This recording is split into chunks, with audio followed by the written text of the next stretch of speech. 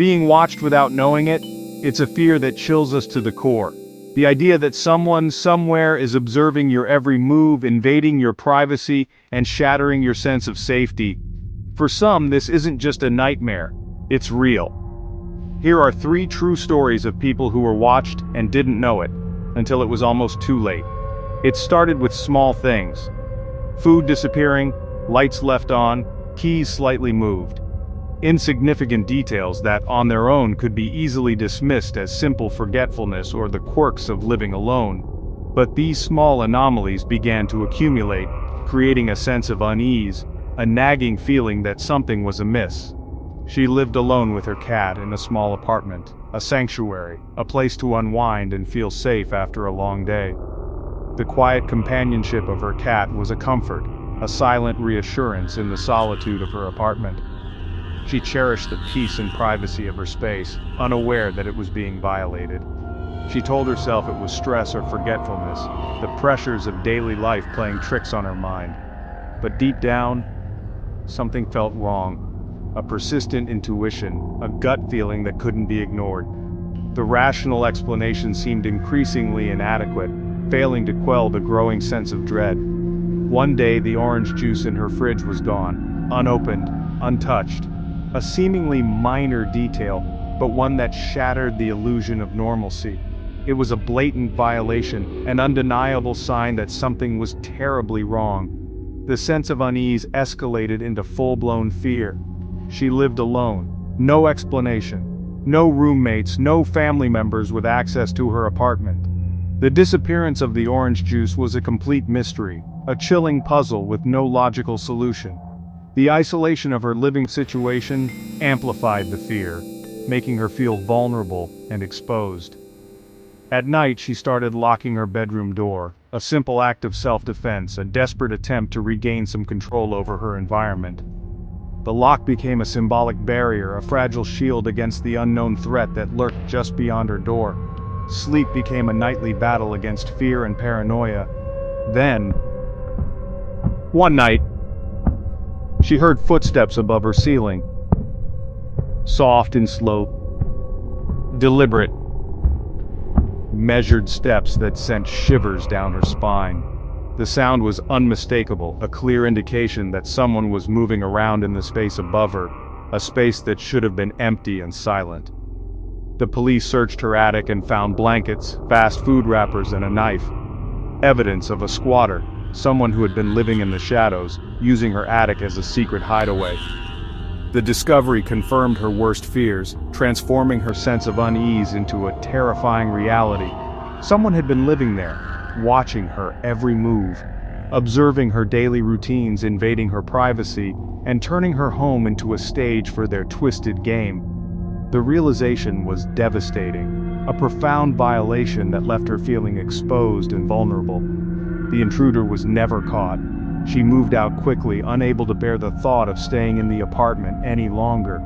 The sense of security had been irrevocably shattered, and she needed to escape the place that had become a source of such profound fear. But sometimes, late at night, she still hears footsteps.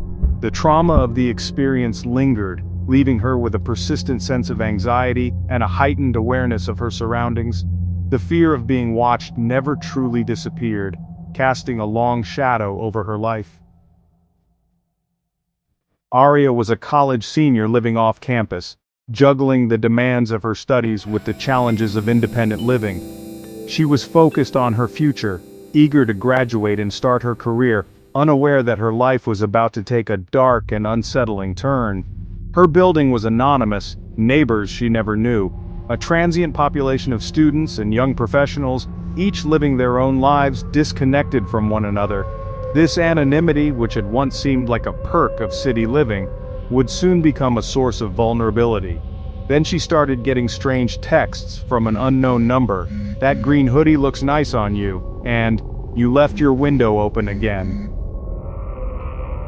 Seemingly innocuous observations that quickly escalated into something far more sinister.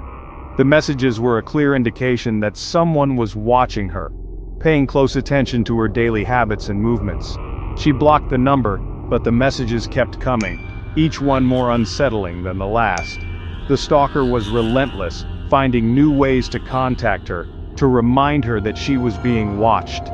The digital intrusion became a constant source of anxiety, eroding her sense of privacy and security. One night, a friend found a photo taped to her door handle, a photo of Arya sleeping in her bed. A shocking and deeply disturbing act that crossed the line from harassment to outright terror. The photo was a clear message. The stalker had been inside her apartment, watching her while she slept. Police found a small tracking device hidden under her doormat. A sophisticated piece of technology designed to monitor her movements, to pinpoint her location at all times. The discovery revealed the extent of the stalker's obsession and the lengths they were willing to go to control her life. Someone had been following her every step. Classes, errands, walks home. Her entire life had been mapped out, her every move anticipated. The realization that she had been living under constant surveillance was deeply unsettling, leaving her feeling violated and powerless. They never identified the stalker, but her phone's location history showed she'd been followed consistently. The lack of closure added to the trauma, leaving her with a lingering sense of unease and the fear that the stalker was still out there, watching and waiting. Mark rented a vacation house while working away from home. He was looking for a quiet and secluded place to focus on his work, a temporary escape from the pressures of his daily life. He had no idea that he was walking into a nightmare. The place felt eerie. No one seemed to live there. The furniture was old and worn, the walls were bare, and the air was thick with a sense of neglect. The house felt cold and unwelcoming, as if it were holding on to a dark secret. The first night, he woke up to the sound of the front door opening but found nothing. He dismissed it as a creaky old house settling, but the unease lingered. The sound had been too distinct, too deliberate to be easily explained away. The second night he discovered a small blinking camera hidden in a plant, pointed at the bedroom. Teehee discovery confirmed his worst fears. He was being watched.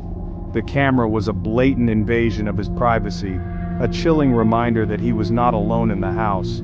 He tore it out and left immediately, unable to spend another minute in the house.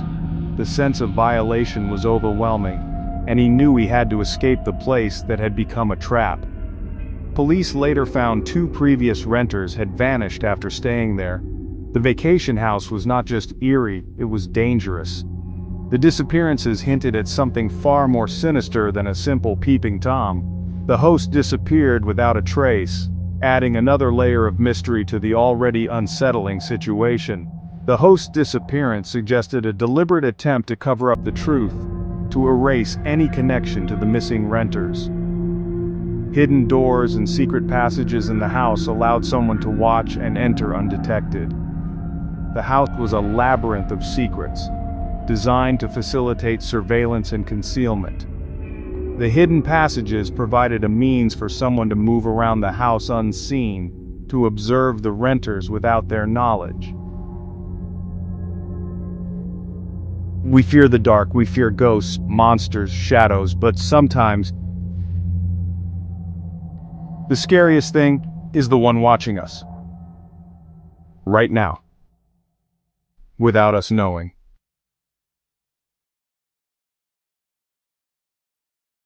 Stay safe.